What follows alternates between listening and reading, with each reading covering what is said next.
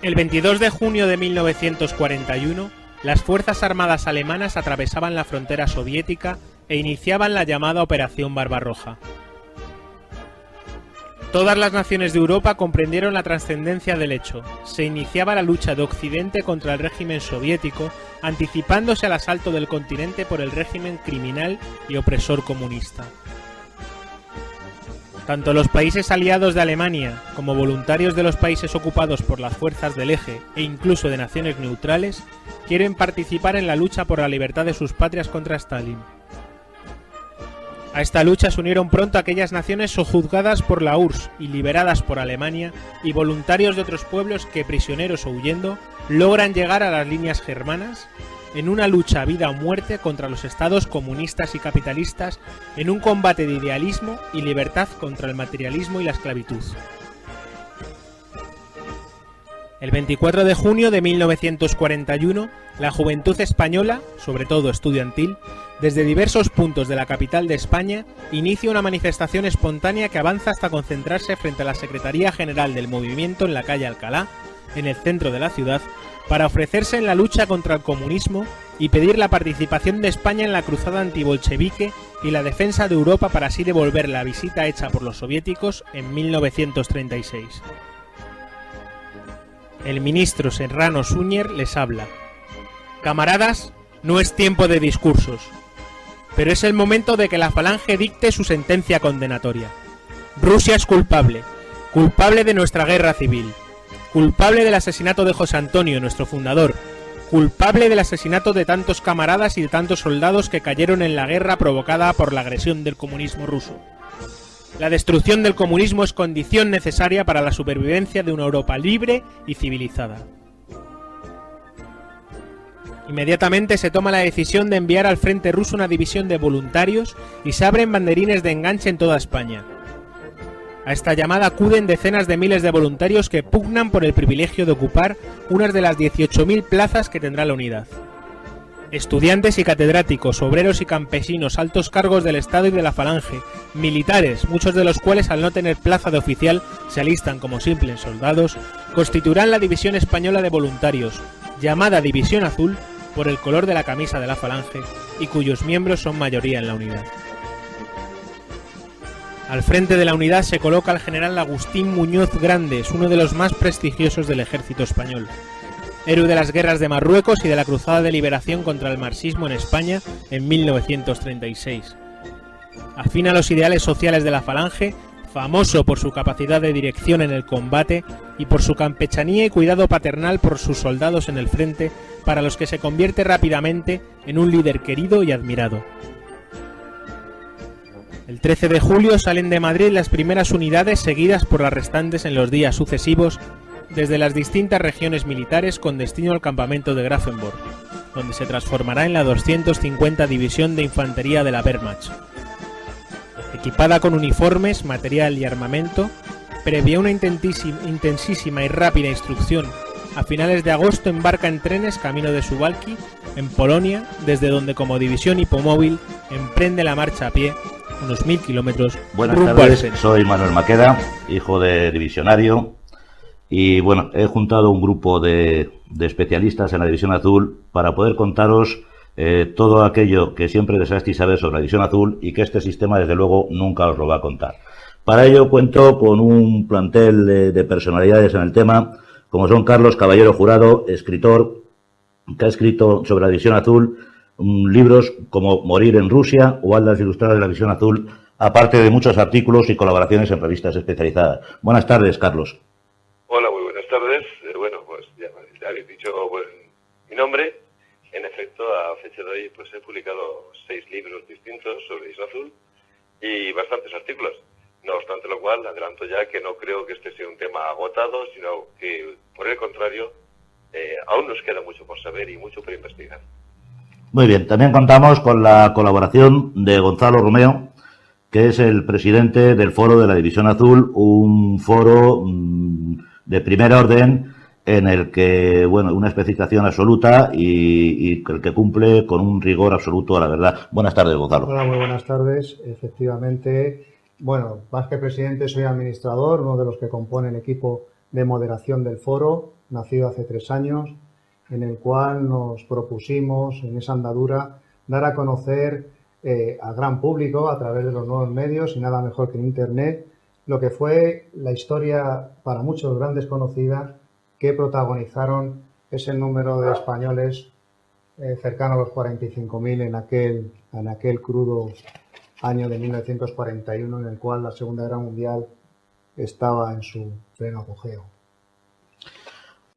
Pues vamos a empezar ya el programa. Como hemos oído en la editorial, en junio de 1941, Alemania entra en Rusia.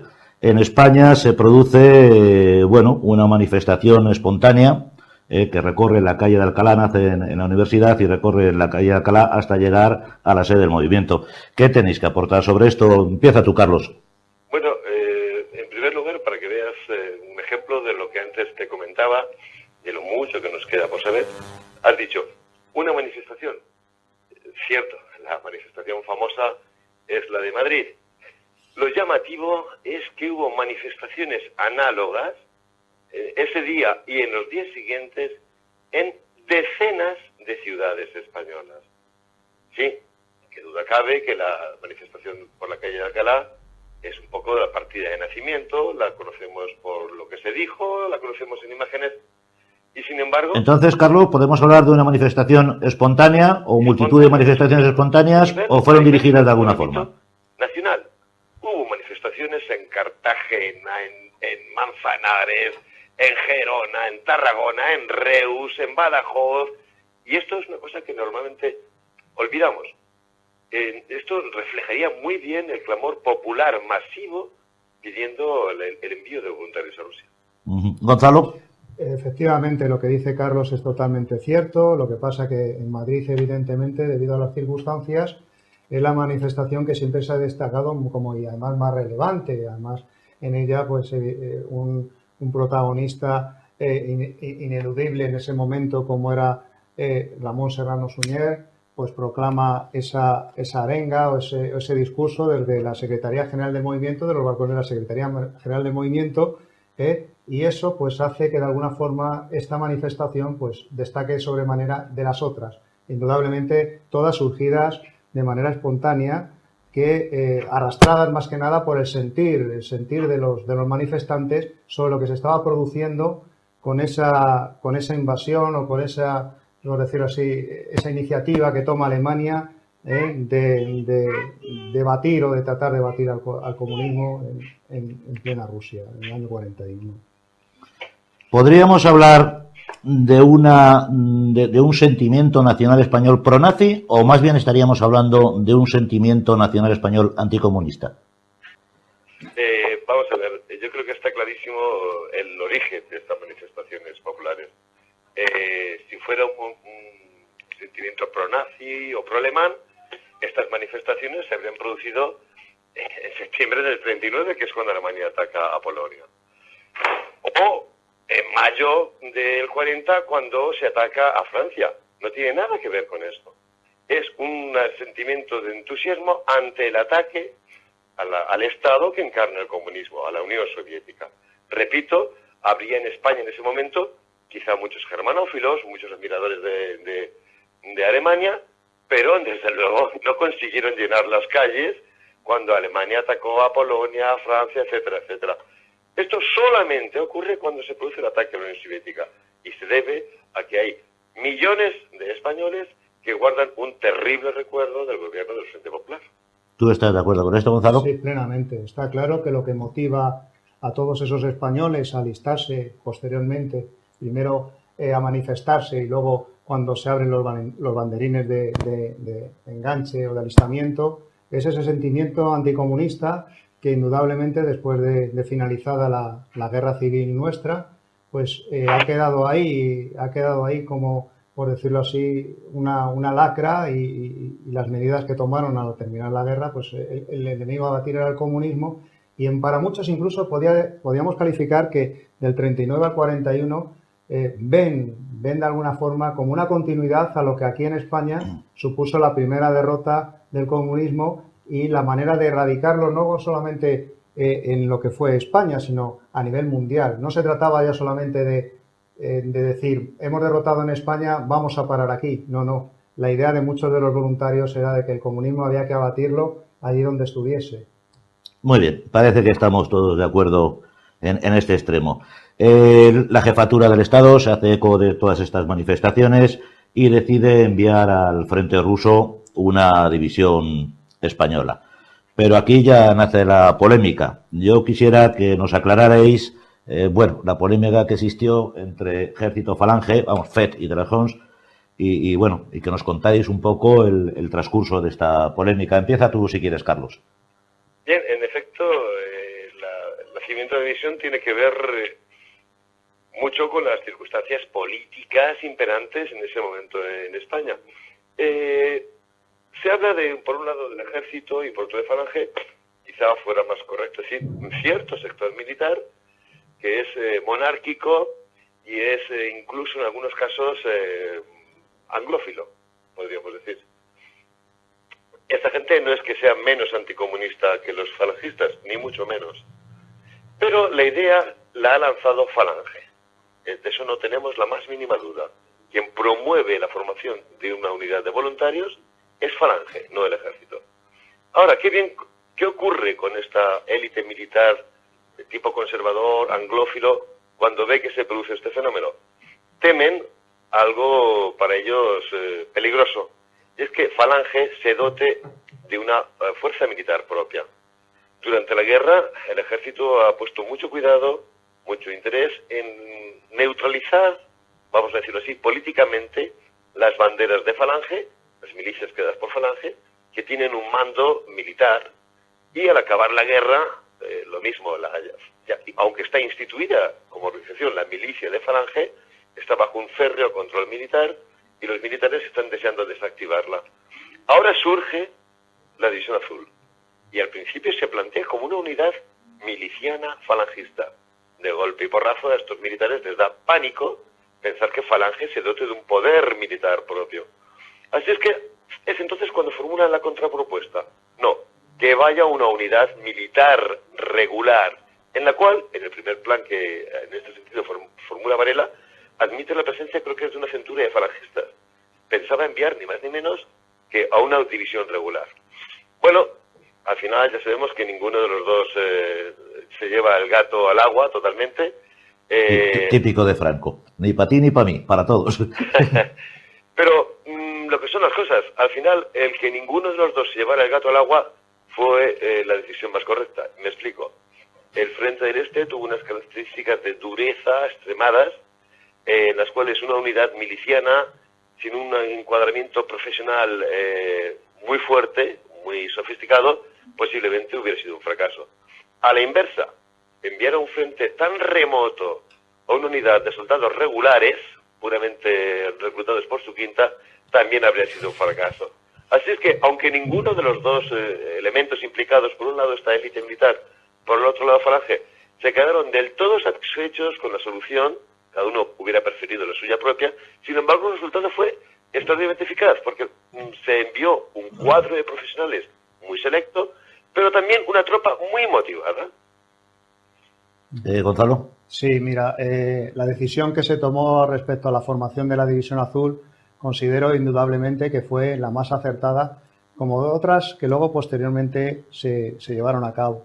La conjunción de, por una parte, de militares formando los cuadros de mando y de especialistas, y por otra parte por decirlo así, una unidad o lo que eran las bases, los soldados en rasos formados por gente muy politizada, con unas ideas muy claras en cuanto a por qué iban a Rusia. Quizás esto no hubiera ocurrido con una unidad, por decirlo de alguna manera, puramente o netamente militar al 100%, el soldado con carga ideológica o el motivado por una ideología, por un pensamiento político, sabemos que tiene mucho más, por decirlo así, fuerza, mucho más empuje y porque sus ideas le convencen por el motivo por el que está allí. Luego, si a eso añadimos, como estaba mencionando anteriormente, que los cuadros de la oficialidad, algunos de los suboficiales, aunque también se entremezclaban componentes falangistas, y por supuesto de los especialistas, le daban a la división, a la unidad en sí, le daban un carácter pues francamente muy perfeccionado para lo que se pretendía. Yo creo que fue, además de que se satisfacía a las dos partes implicadas en la formación, se satisfacía con una decisión poco más o menos salomónica, se formó una división quizá especializada y, por decirlo bajo mi punto de vista, de la mejor manera posible, y ojalá otras unidades hubieran gozado de este privilegio de contar por una parte con un elemento profesional y por otro con un elemento voluntario, motivado y con ganas, por decirlo de alguna manera. Entonces podemos concluir en que la división se acabó formando, digamos, lo que era la clase de tropa la aportarían las milicias de Fet y de Lejons, y lo que eran los cuadros de mando lo aportarían profesionales militares, pero siempre voluntarios, salvo aquellos puestos que no iban a cubrirse. Correcto. ¿Es correcto esto? Sí, un pequeño matiz. Luego, con el transcurrir del tiempo, a medida que bueno, pues que se produjo la entrada en el frente, el posicionamiento ya en las líneas del frente, hubo un hermanamiento total, lo que podía ser en un principio diferenciador entre lo que podía ser la clase, entre comillas, elitista, que sabemos que siempre el ejército español ha tenido o ha gozado un poco, no sé, de imagen de cara a la galería, se hermanó, e incluso los oficiales, al principio podía haber un distanciamiento en el tema político, con ciertas anécdotas, ¿no?, del protagonismo que se le daba a la falange por bien en uniformes, en canciones, en himnos y demás. Los propios, la guerra todo lo une, ¿no?, y más el frente de combate, y puedo decir al final que los oficiales se sintieron tan falangistas, y al final esos voluntarios que apenas habían cogido un fusil, porque muchos de ellos eran bisoños que no habían practicado, no habían estado ni tan siquiera, eran en una gran mayoría, no habían veteranos de la guerra civil, aunque también los hubo, supieron convertirse y estar a la altura de los mejores soldados de élite que podían estar participando en ese momento de la contienda mundial. Bueno, contarnos cómo fue la... Sí, dime. Mira, esto se nota muy bien, por ejemplo, en una cuestión que en la vida militar tiene su importancia, las canciones. Cuando la unidad ya está constituida en España, se estarán formando las unidades, y también cuando están en Rusia, bueno, pues un acto normal en la vida militar es entonar alguna canción, ¿no? Ocurrió muchas veces en los meses, las semanas y meses iniciales, que, bueno, la unidad se ponía a cantar el Cara al Sol y los oficiales se enfadaban muchísimo, no, aquí se canta el himno de la Legión, se canta el himno de infantería, eso es un himno político, etcétera, etcétera, ¿no? Y hubo sus más y sus menos con esto, que puede parecer un tema baladí. Sin embargo, una vez puestos en la situación de guerra real, ¿no?, cuando se están pegándose tiros, cuando se están saltando posiciones a la bayoneta o rechazando ataques, lo que ocurrió en Rusia fue muy curioso. Es que los mismos oficiales, enardecidos por la acción bélica, se ponían a cantar el Cara al Sol con sus soldados.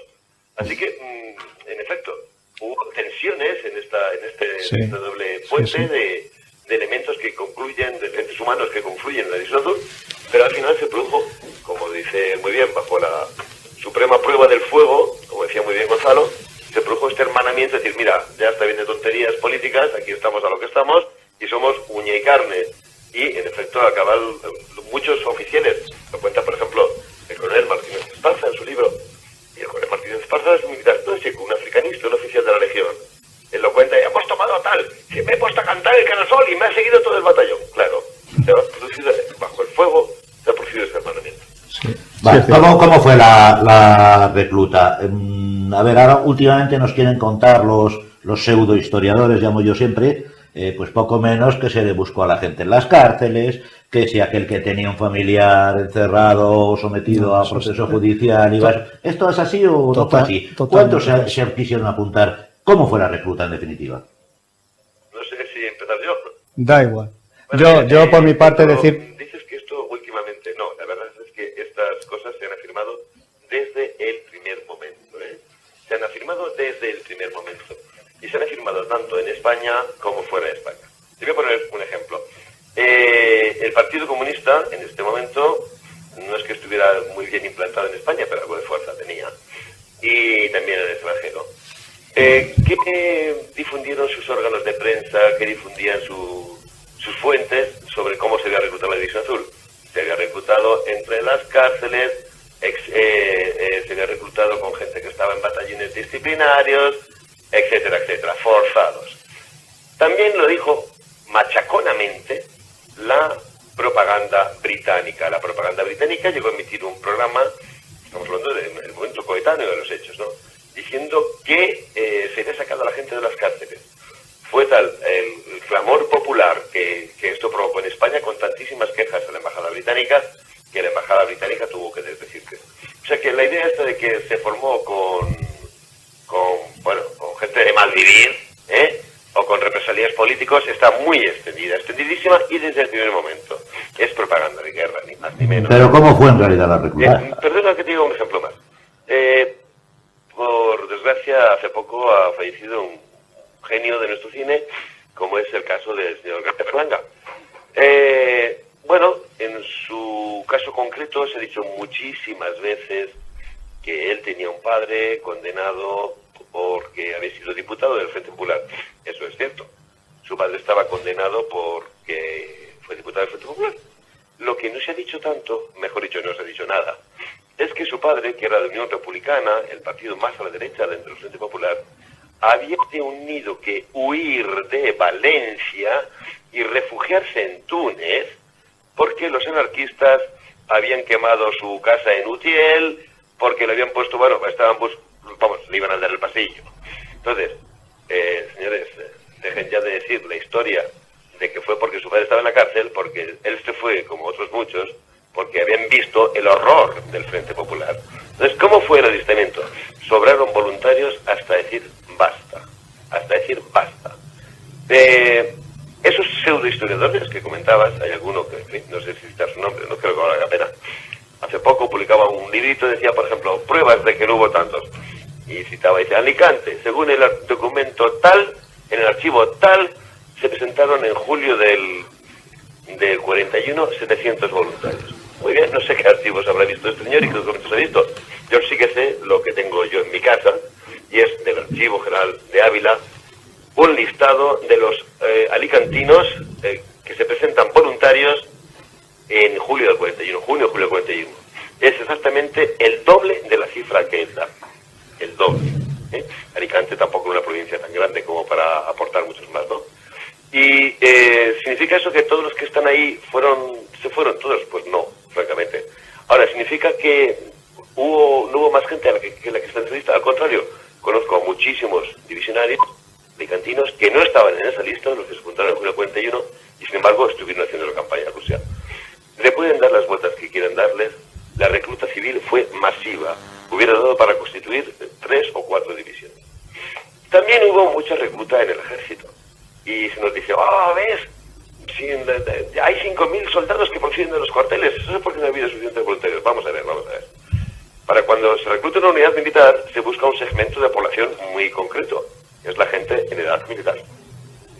Y entonces lo más normal, y más en aquel momento en España, es que la gente en edad militar estuviera en los cuarteles. ¿Significa que todo señor que sale para unirse a División Azul de un cuartel es un señor que se le fue? En absoluto, en absoluto. Salen de los cuarteles porque estaban en los cuarteles porque tenían la edad militar. Pero son tan falangistas como muchos que estaban fuera. Te podría decir un montón de nombres, divisionarios muy famosos. José María Sánchez Diana, que tiene un libro impresionante sobre la división, Cabeza de Puente.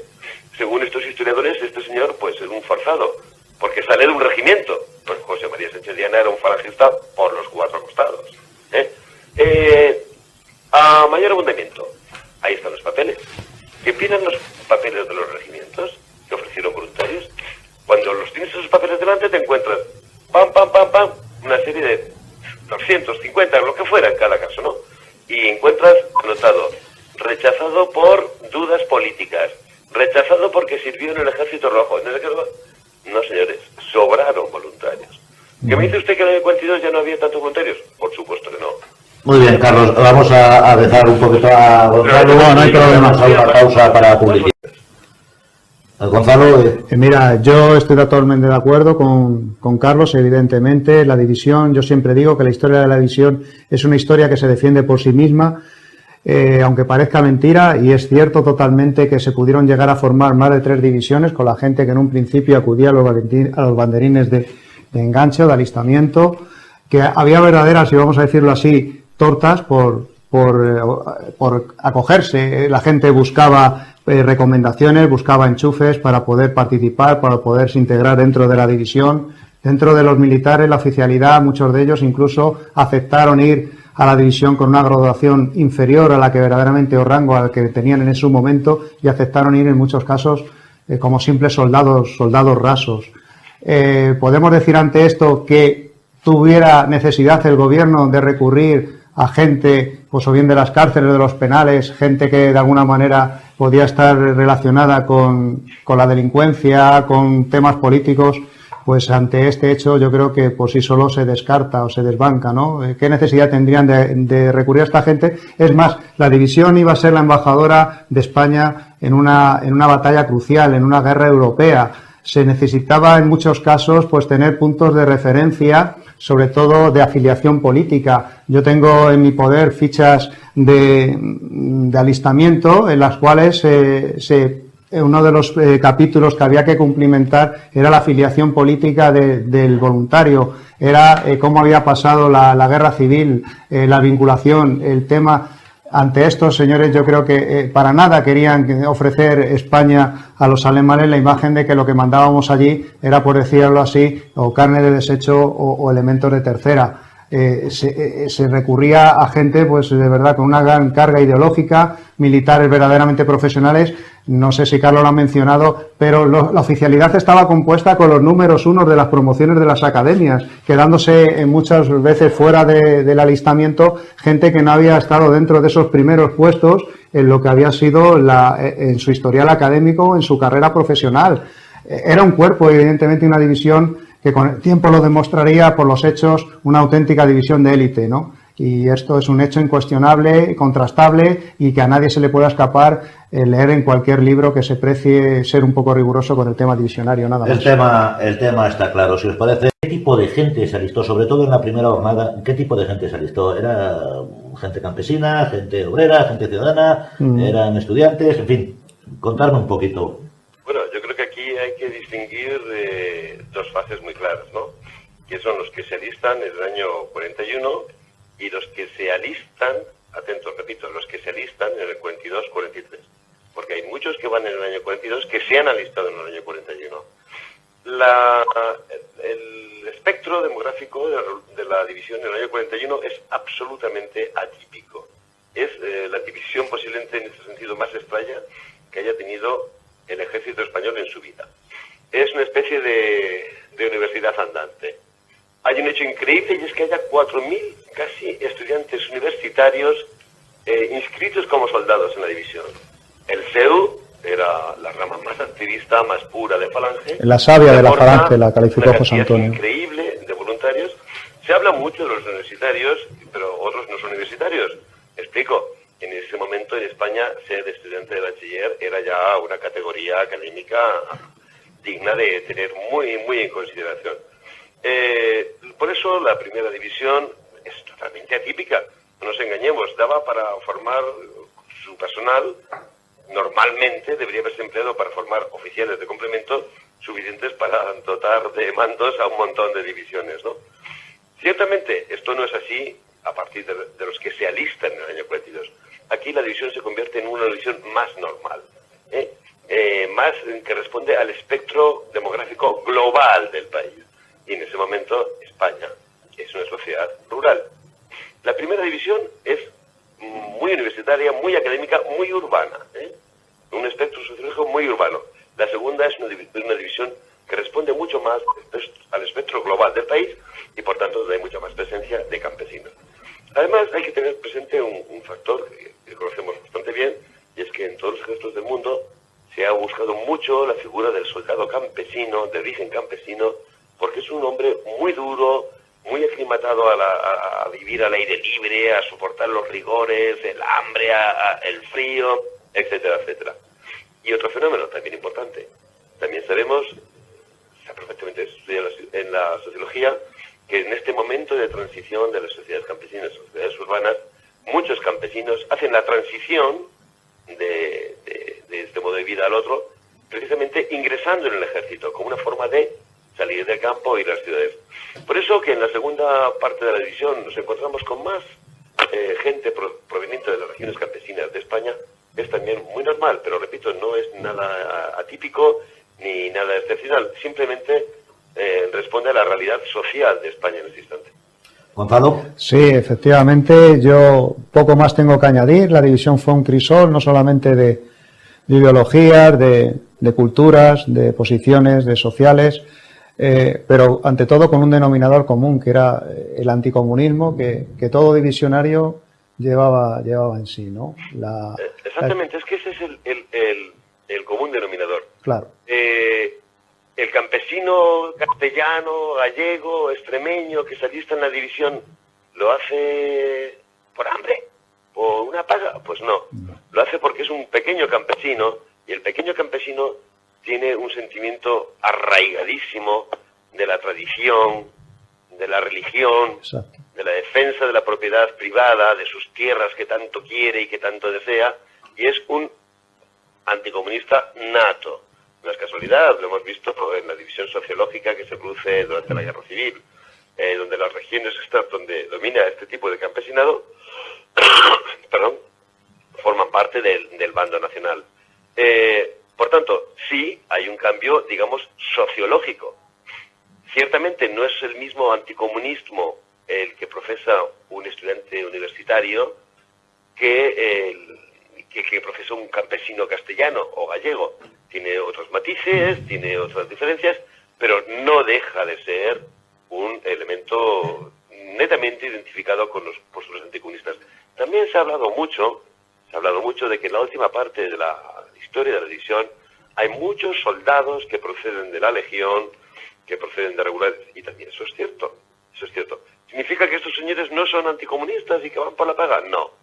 El papel de vanguardia que ha tenido la Legión en la Guerra de España, en la Guerra Civil, se debe pues, cosas no solamente a su categoría de cuerpo de élite, sino que es un cuerpo que está imbuido de las tradiciones patrióticas, de unas tradiciones de honor y de respeto a todos los valores tradicionales que le hacen chocar frontalmente con la ideología que representaba el Frente Popular. Luego, hay distintas posturas anticomunistas correspondientes a distintos tramos de la población, pero desde luego el anticomunismo será, desde el primer momento y hasta el último, el motor de todos los voluntarios. Muy bien, queda claro. Vamos ahora a ver, bueno, cómo una vez formada la división, con sus 18.000 componentes, ya hemos visto qué tipo de gente era la que marchaba a la guerra, ¿de dónde salieron? ¿Cómo fueron? Porque se ha llegado a decir incluso por en mi modo de ver, algún mentecato, hasta que en avión. Bueno, pues aclararnos un poco cómo fue aquello. Salieron desde las diversas provincias, se concentraron en un punto previo, y cómo marcharon. En avión salió el general Muñoz Grandes con parte de su Estado Mayor, indudablemente. Pero el resto de los divisionarios, pues... Y en todo caso los aposentadores, ¿no? Claro, son aquellos que van... Fueron allí directamente a Grafenberg, fueron desde aquí en avión. Bueno, el resto de la división, pues, utilizó los trenes correspondientes partiendo de sus distintas poblaciones. ¿Y cómo fue el paso? Porque claro, el viaje, digamos, tiene 3 etapas. Primera etapa dentro de España, me imagino que fantástica y casi una excursión. Luego, otra etapa que es el cruce por Francia, en territorio en principio hostil, aunque está ocupado por Alemania. Y luego lo que es ya la entrada en la propia Alemania, donde me imagino volverían a ser recibidos como héroes. ¿Cómo fue esto? Bueno, yo por mi parte decir que, claro, evidentemente, como no podía ser de otra manera, la salida de aquí de España se produjo, pues, a olor de multitudes, ¿no? Aunque también, por otra parte, se ha barajado de que hubo regiones, tipo Cataluña y demás, que no fue lo demasiado fusiva, que se produjeron en otras zonas, en otras poblaciones de España, como en Sevilla, en Madrid. pero en general, a su paso por las distintas capitales, los trenes, los convoyes de los voluntarios, pues eran recibidos con todo tipo de homenajes, de vítores. Lo mismo que en un principio habían surgido esa manifestación espontánea de la que hablábamos antes, el pueblo se sumó también a su manera para, de alguna forma, despedir a estos valientes que partían hacia el frente en representación de España y por su ideario. En España fueron así las cosas, la frontera con Irún, pues todo transcurrió con normalidad dentro de lo que yo estoy citando, de lo que era ese homenaje, ese sentir, ese sentimiento que expresó el pueblo con la marcha, las chicas de la sección femenina, las primeras autoridades de las poblaciones por donde pasaban, incluso paraban, iban a rendir homenaje a esos voluntarios. Pasan a la frontera con Francia y, a pesar de ser un país ocupado, evidentemente por un ejército, por un país al cual se iba a apoyar o a formar parte a su vez. Bueno, yo creo haber leído incluso la anécdota de que al pasar por los ferrocarriles franceses son tradicionalmente muy de izquierdas, todo el sistema ferroviario. Sí. Y creo haber leído en algún lado, y algo me ha contado mi padre, además de algún que otro botellazo y alguna salida de tono tanto de la población como de algunos divisionarios. Cuentan que les arrojaron piedras, esto es común a todos los divisionarios, cuando después de pasar la etapa esa de desinfección, la primera etapa, en la parte cercana a Hendaya, nada más llegar a la zona de San Juan de Luz, allí les someten, quiero recordar, a los primeros controles sanitarios, pues cuando ya se introducen otra vez de nuevo en el camino hacia Alemania, cuando toman otra vez los posicionamientos en los vagones, pues eran muchas anécdotas. Una de ellas muy comentada era que pasando, y hablan de población española, pero de sentimiento republicano, exiliados españoles que estaban en Francia, al saber que era un convoy de soldados españoles que se dirigían a luchar contra el comunismo, pues desarrojan piedras, parece ser, o botellas. Parece ser que en ese momento pues se producen algunos roces, hay divisionarios que bajan, incluso se interpreta que por parte de los oficiales a los cuales se les había consentido portar su arma reglamentaria, una pistola de componente de su uniformidad, pues sí, también se arrojan algunos disparos o se efectúan algunos disparos contra estos, o como se suele decir, pues llegan al choque. E incluso yo llegué a leer, no la recuerdo en qué libro, pues que también en el cruce con unos maquinistas, como tú estabas apuntando, pues se expresan levantando el puño al estilo comunista, y esto hace que, bueno, pues que esos sentimientos, pues ese choque se produzca. No fueron así recibidos, como decimos, hasta que no pasan esa zona de Burdeos y empiezan a entrar ya en más territorio francés, en la parte norte de Francia, en la cual la ocupación alemana se hacía mucho más notar. El recibimiento fue un tanto, vamos a decirlo así, hostil, y eso está contrastado por los distintos divisionarios que así lo han dicho. Carlos. Bueno, quizá algunas anécdotas puedan resultar muy gráficas. Estamos hablando del primer tramo, el que tú definías, por España, en recepciones constantes, cada parada era una recepción, las autoridades, las bandas de música, las militantes de la sección femenina. A mí, sin embargo, hay una pequeña anécdota que cuenta Sánchez Diana que a él le emocionó especialmente y que a mí me emocionó cuando lo leí, ¿no? Y es al pasar por una cierta estación que el tren ni siquiera para, hay un grupo de personas ahí esperando para saludarlos, y dice la emoción que le produjo ver a un señor muy anciano, cuadrado militarmente y saludando al paso de los convoyes. Él lo identificó como un veterano posiblemente de la guerra de Cuba. Y ese fue un detalle que le emocionó especialmente. Ver que en el fondo del alma de los españoles latía esa admiración por la división. Porque, repito, un poco se da por hecho que las instituciones que han decidido mandar la división van a hacer actos de homenaje. Pero a él le emocionó especialmente ese sencillo gesto de un veterano de alguna guerra anterior, de Marruecos, quizá de Cuba, que está allí deseando saludar militarmente a los españoles que parten hacia esta nueva aventura. Hombre, yo como anécdota que me viene a la cabeza que me contaba mi padre, esta ya es más divertida que los botellazos, es que normalmente las unidades alemanas esperaban, siempre se hacía un pequeño acto de recepción cuando llegaban a las estaciones, ¿no? Entre ellos, aparte de la banda de música sempiterna alemana, colocado unas mesas al estilo alemán, que es todo alargadas, con diferentes paquetes de mantequilla y diferentes bebidas y cosas. Entonces decía mi padre que esto es un tema que es una anécdota, pero llegará a ser importante y lo iremos viendo a lo largo de este programa, el tema de la disciplina española, ¿no? O de la no disciplina española, por lo menos fuera del frente, en retaguardia. Entonces me contaba que salían los sargentos desgañitándose, intentando, y aquello era un guirigay. Era un guirigay de tal forma que al principio, cuando conseguían hacer que los divisionarios formaran, ya no quedaba un solo trozo de mantequilla en ninguna mesa. Había desaparecido todo. Los alemanes asustados. Bueno, estos tíos, ¿quiénes son? ¿De dónde vienen? ¿Y qué es lo que van a hacer? Y luego me contó mi padre también que ya, claro, los oficiales empezaron a tomar medidas. Pero con eso y todo, desaparecía la mitad de la mantequilla tranquilamente en cada parada. Sí. Estabas comentando algo, Carlos, perdona que te haya interrumpido. No, que me ha encantado oírlo.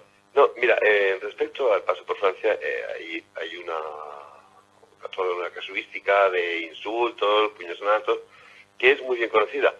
Sin embargo, hay otra parte que se oculta sistemáticamente, y también hay divisionarios que lo han puesto por escrito o que te lo han contado.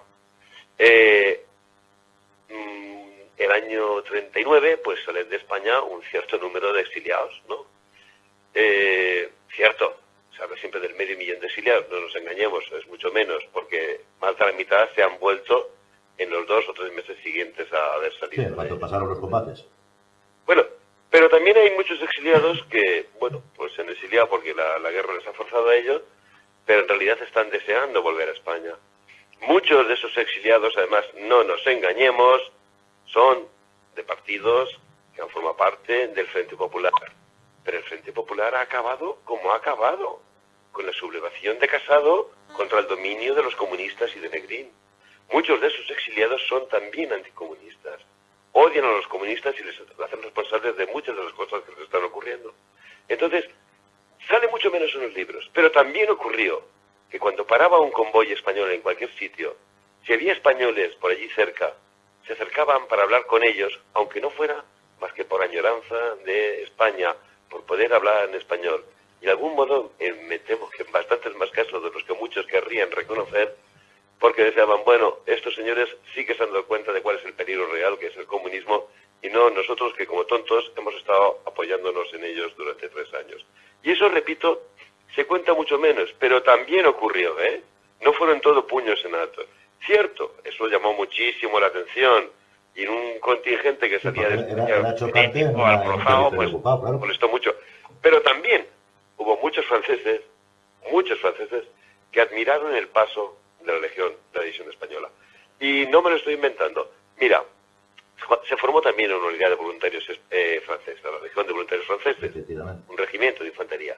Muy bien, no conseguía despegar, no conseguía tomar cuerpo, hasta que un intelectual francés, Jacques Benoît Michel, dice, vamos a hacer en Francia, una especie de división azul.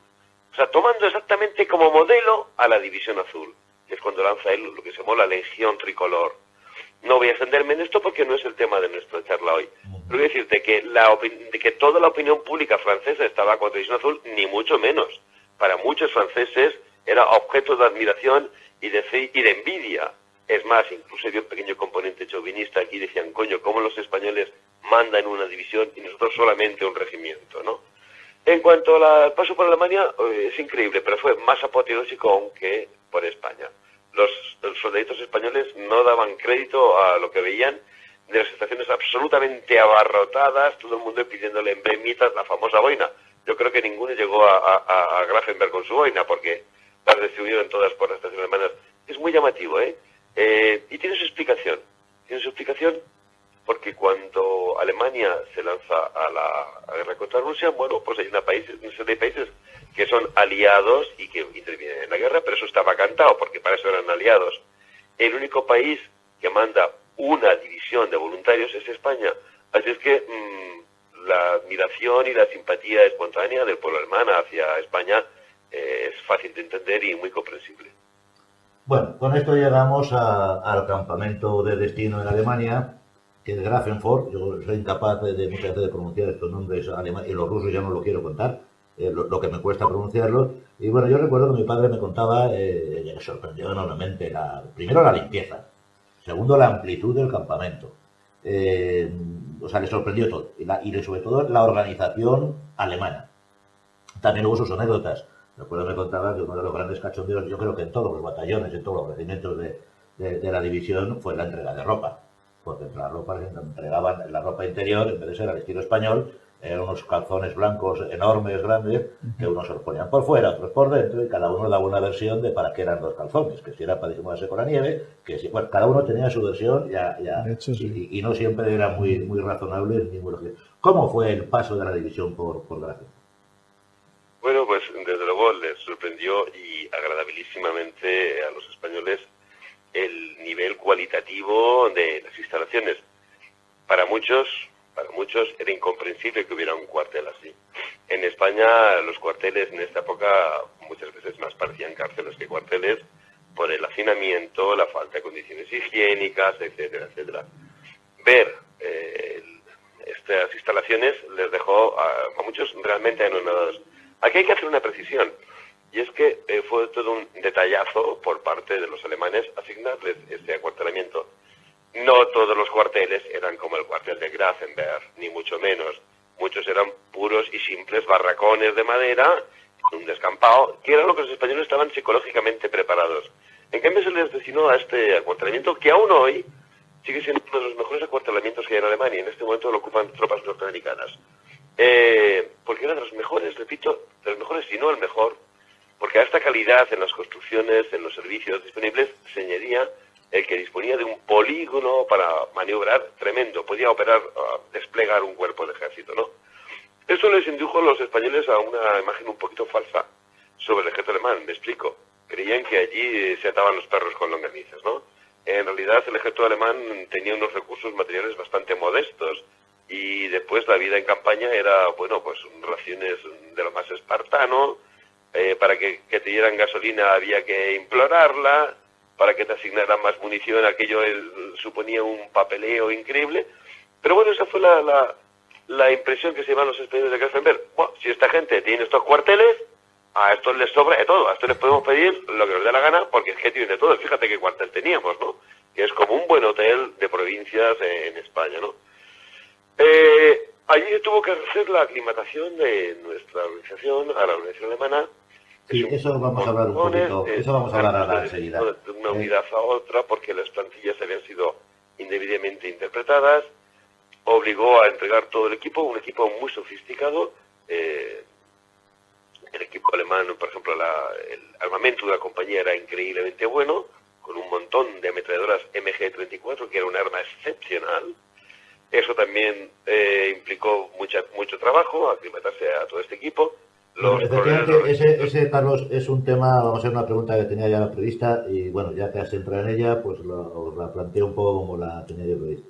La organización de la división de España nace como una división española. Sí. Además, con una cuestión que es hasta bueno, hasta un poco irrisoria. Se buscan y se rechaza mucha gente, se prima, digamos, conductores y gente especializada, gente de mecánica, pues pensando que cuando mínimo la división va a ser mecanizada. Los más optimistas piensan que va a ser acorazada. Esto cuando llegan a Grafenfort, pues resulta que, claro, no es cierto.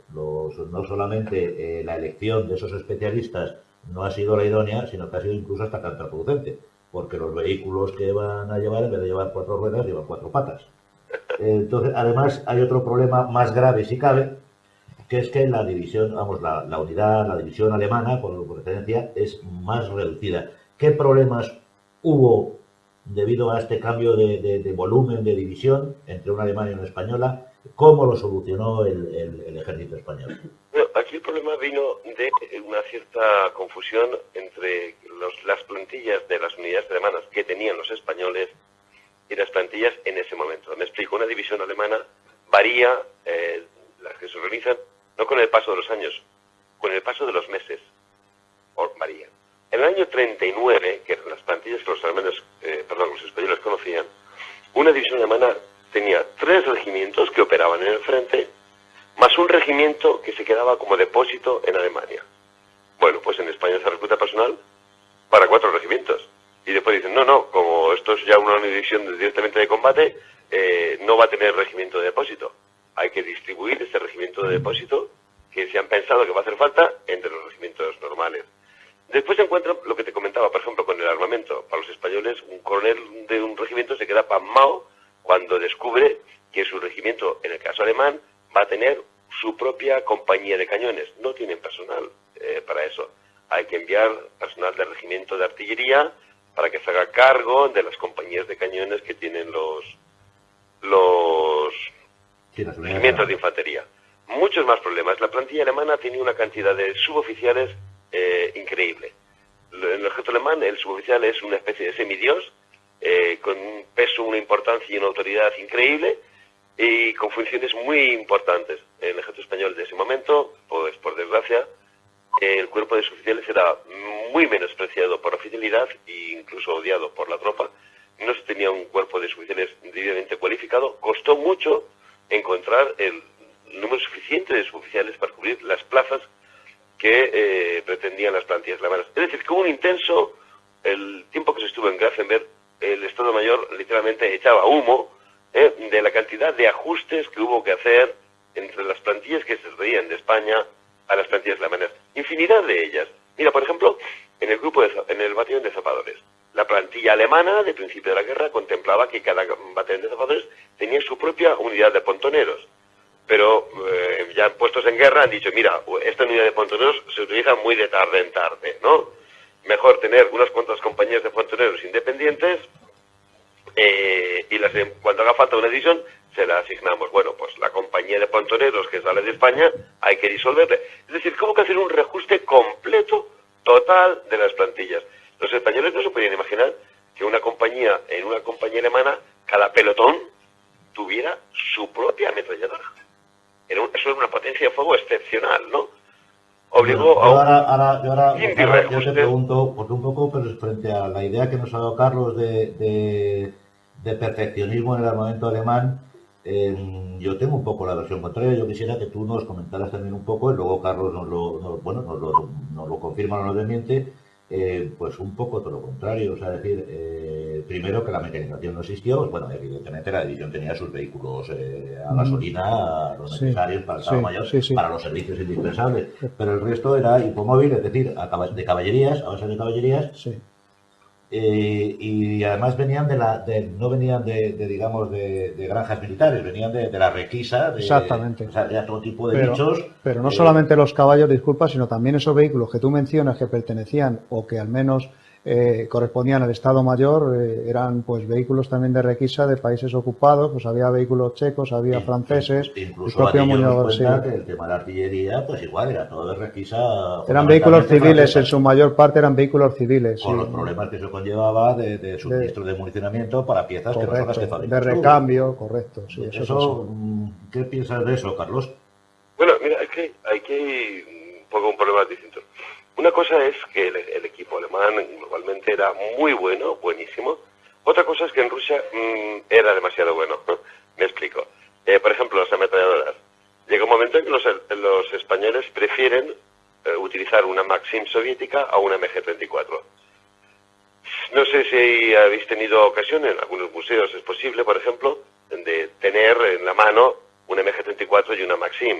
La Maxim es infinitamente más pesada, cuesta muchísimo más de mover. La MG-34 tiene más cadencia de tiro, etc. Ahora, ¿qué pasa?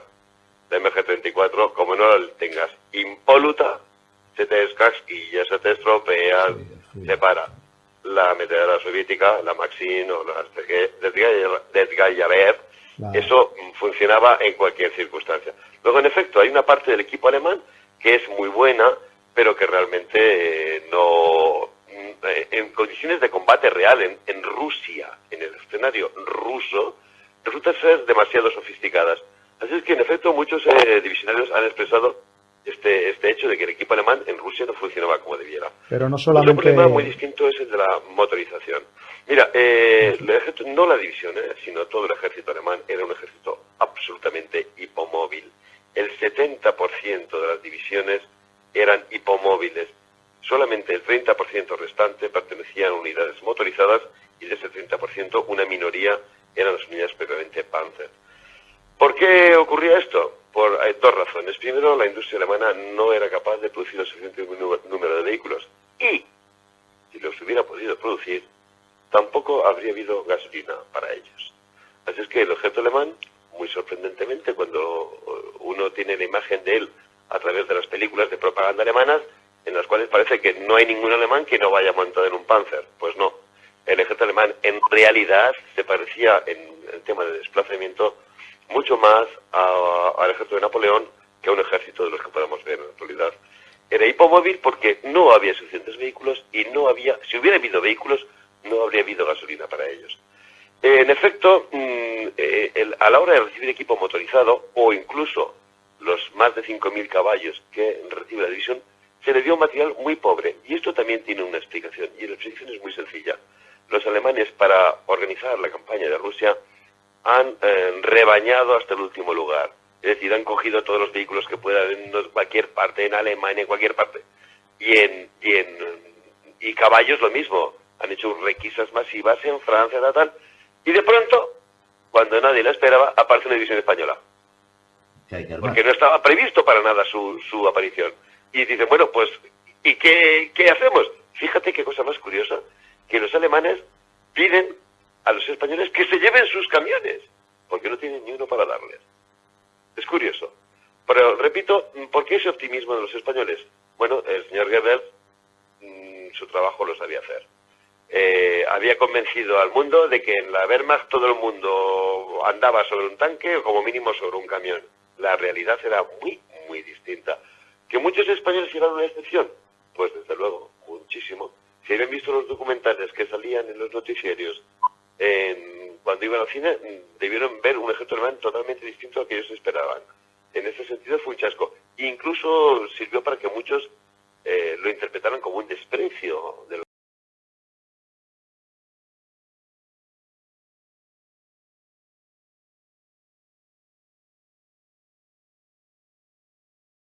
Bueno, continuamos con el programa y a mí me gustaría que me contarais, porque a mí mi padre sí me contó unos cuantos, de los dolores de cabeza que padecieron los instructores alemanes con nuestra tropa, y nunca mejor dicho, a la hora de la instrucción. Cuando además para más se daba la circunstancia de que tenía que ser muy acelerada, apenas tuvieron un mes para completar o en fin, hacer andar toda esa maquinaria que nadie sabía muy bien cómo tenía que funcionar. El acortar el tiempo de instrucción más que nada fue motivado, pienso yo, por un tema personal casi, diríamos, del mando español, que pretendía, ante todo, llegar al frente y cuanto antes, ¿no? Antes de la caída de Moscú, ¿no? Eso es lo que se preveía. Decían los españoles que apenas íbamos a ir a recoger las mieles del triunfo del ejército alemán y como no nos diésemos prisa, cuando quisiésemos, en base a los primeros avances espectaculares que se producen cuando en el 41 se traspasan las fronteras de la Unión Soviética, pues y las grandes bolsas de prisioneros, las primeras batallas, pues apenas, como ya te digo, y entonces el Muñoz Grandes, el general, quiere ante todo que la división esté en marcha cuanto antes y acorta el periodo de instrucción de 3, me parece que eran 3 o 4 meses, la acorta a un mes. Entonces, también quiero mencionar algún tipo de anécdota que no se nos pase por alto, como por ejemplo, que aparte de lo que ya se ha mencionado, de que impacta sobremanera la forma que tiene el campamento, la modernidad, todo esto que llevan los españoles, pues también en lo que es la organización, también destaca lo que es por decirlo así, la uniformidad de los soldados alemanes, que para un oficial español veía con una cierta rareza, con una cierta... que la uniformidad de los oficiales fuera muy similar quizá a la de la propia tropa, no distinguiéndose apenas de un uniforme de otro. Y los modos de comportamiento. Que lo que les chocó muchísimo entre las cosas es que eran los oficiales alemanes hacían cola para el rancho, pues algo español impensable. El único privilegio, y lo narra además Sanlup en uno de sus libros, que tienen los oficiales alemanes es lucir sobre su cuello la cruz de caballero. Eso le daba el privilegio de que cuando estabas esperando una cola, o bien para asistir a un acto público, a un cine o incluso a recoger ese rancho que tú dices, le daba el privilegio de ponerse el primero independientemente del rango que tuviese. Podía ser un suboficial, podía ser incluso hasta un soldado, que eso era lo que le hacía ponerse el primero en la fila, ¿no? Pero eso choca, los oficiales españoles están, la uniformidad es mucho más diferenciadora que lo que tienen los soldados alemanes, luego en la cantidad de... hablan muchas veces dentro de lo que es el equipamiento, la cantidad de cepillos que tienen, de la ropa, que es un uniforme de faena, que es un uniforme de combate, que es un uniforme de paseo. En fin, esto dicen, bueno, pues como decía antes Carlos, ¿no? Dice, este ejército le podemos pedir lo que quieran porque están sobrados, son ricos por todas partes. La ración de hierro, ¿no? La ración de hierro que se la comieron todos en el primer día. No, entendieron que era moneda de cambio para el tute, para el mus. Y incluso se lo comieron el primer día durante las marchas. Otra de las anécdotas era que no sabían utilizar lo que era el edredón. Y entonces muchos de ellos se arropaban con él directamente en vez de meterse a modo de saco, hasta que descubrieron que no, que había que introducirse dentro, ¿no? O sea, se introducían como si fuera un saco en vez de rellenarlo de lo que era la manta y demás. En esas anécdotas, pues mil y una. Los patinazos con las botas de clavos. También, que había que hacer un cursillo para que no se habituaban. Luego la manera de ladear a los alemanes, pues todas estas cosas, había un contraste, claro, era una cultura militar totalmente distinta. El español, pues muchas veces la camisa, destacar su condición, o bien en muchos casos de falangista, de legionario, con sus propios distintivos, el llevar muchas veces la gorra ladeada. A modo, dicen, que de la ordenanza de Carlos III, que establecía que la gorra en el ejército español se tenía eso yo lo llamo chulería española. Sí, pero bueno, eso era heredado y a los alemanes les chocaba. Había circunstancias, las manos, por ejemplo, en los bolsillos, todas estas situaciones las escapadas del cuartel fuera de hora. Sí, mira, a buscar a la Fräulein, eso, mi padre no lo hizo porque mi padre se iba a... Pero los alemanes empiezan a llevarse sorpresas, sobre todo en lo que es el batir récord de disparo, sobre todo al montar y desmontar la famosa ametralladora de la cual ha hablado Carlos, la MG-34. Hablan también de que, por ejemplo, en las unidades, en el regimiento de artillería se producen verdaderos récords en cuanto al disparo, porque la cadencia de tiro es superior a la alemana, que la supera en tiempo, pues no sé si en 3 disparos que el español. Y cambiando, pero además el protocolo de actuación. Sí, pero porque los españoles, me parece, y quiero recordar, yo no soy artillero y tampoco es un tema que he profundizado demasiado, pero me parece que las piezas estaban compuestas por 5 personas y los españoles las reducen a 4. Eso hacía que a la hora de cargar y disparar, la ligereza entre 4 fuese mayor. Es muchas veces manteniendo las distancias cuando dicen que un equipo de fútbol juega mejor con 10 elementos que con 11. Y España tenía 4 artilleros al frente de una pieza, los alemanes tenían 5, y con 4 artilleros hacían que esa cadencia de disparo fuera muy superior. Ahí está. Carlos, ¿tienes alguna anécdota de la instrucción? Hay un hecho que, en efecto, se narra por muchísimos divisionarios y que a ellos les llenó de orgullo. Y, joder, ¿cómo es que conseguimos mejores cadencias de tiro que los alemanes? Que tal.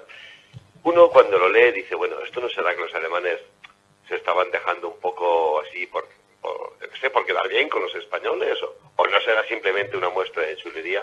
Pues la verdad es que no. En efecto, los instructores alemanes se quedaron de piedra cuando vieron que muchas veces sus instruidos, sus pupilos, los superaban. Pero esto en realidad tiene una explicación que es muy sencilla y que es muy natural. ¿Quiénes eran esos instructores alemanes? Pues no nos engañemos, los mejores oficiales estaban en el frente, los mejores soldados estaban en el frente. Los que se habían quedado de instructores eran de segunda categoría. ¿Y quién llega con la división azul? Antes lo hemos hablado.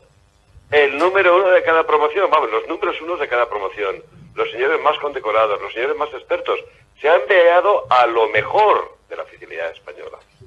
Bueno, y los soldaditos. Repito, se nos olvida que hay casi 4.000 universitarios. Un instructor alemán coge un soldado normal del reemplazo y para enseñarle la MG-34 igual se echa una semana. El que tiene allí y al que le está enseñando la MG-34 es un universitario que posiblemente haya terminado su carrera o esté a punto de terminarla. Y es que las coge al vuelo, lo aprende en un minuto. Por eso esta historia de que los españoles superaron a los instructores alemanes, que mucha gente dice, bueno, esto es un poco una historieta, ¿no? Una leyenda urbana. Pues no, esa es la realidad. La realidad es que al llevar un cuadro de personal tan selecto, tanto a nivel de oficiales y profesionales como de tropa, se logró esta cosa que a los alemanes les sorprendió, de que esta gente que nunca había visto una MG-34, a la semana la manejaba como si estuviera toda la vida con ella y conseguía mejores punterías, la armaba mejor, etcétera, etcétera. ¿Por qué? Porque estamos hablando de un material humano excepcional.